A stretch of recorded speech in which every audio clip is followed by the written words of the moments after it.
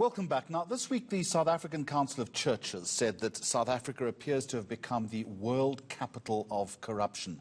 You are well aware that there are widespread allegations of graft involving government officials. The latest disgrace is the looting of money set aside to be used in the fight against COVID-19.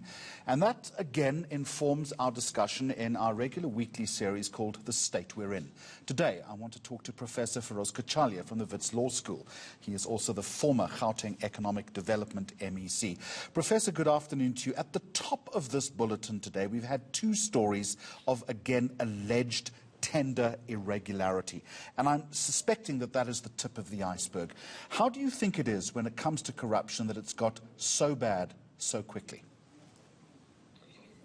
Good afternoon, Jeremy, and good afternoon to your viewers.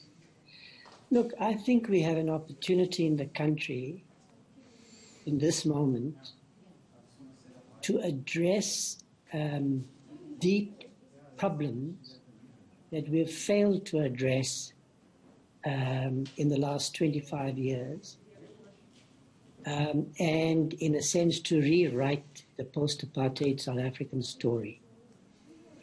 Now, I think it's important to have a common understanding of the nature of the problem.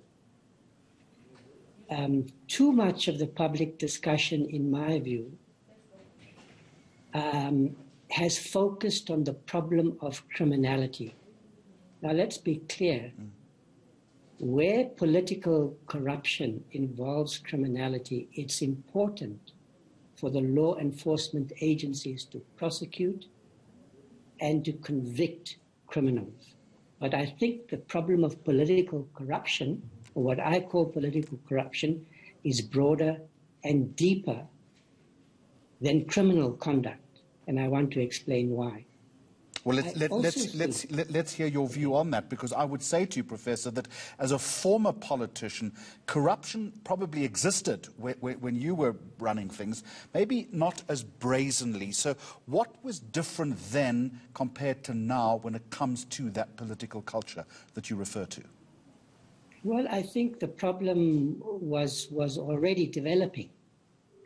Now, what is the problem? Let me share with your viewers my definition of the problem of what I call political corruption.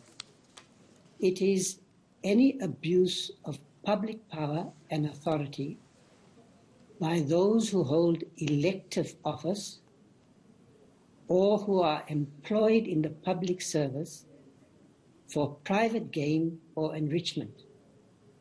This includes attempts at the exercise of undue and improper influence by private vested interests over the democratic process. So, of course, it includes procurement fraud when it is perpetrated by officials employed in the public service. But it includes, political corruption includes all abuses of public power for private ends. That's a much broader notion. So, for instance, when cabinet ministers are appointed effectively by private interests or removed through the influence of private interests, or where private interests seek to control politics through untransparent funding of politics, or otherwise to influence public decision-making on crucial issues of public policy and the common interest, that is all politically corrupt. Now, Professor Cachalia, just a final question to you then. We've had strong words from President Ramaphosa in fighting corruption. We've even heard from the ANC itself. Will this make any difference, or is this the same old tune? Do you think it's simply an echo chamber? No, I don't think it's just the same old tune. That's why I indicated I think this is an important moment, because there is growing public concern about a real problem which the president is responding to. And I think he deserves our support for his efforts to address this growing problem.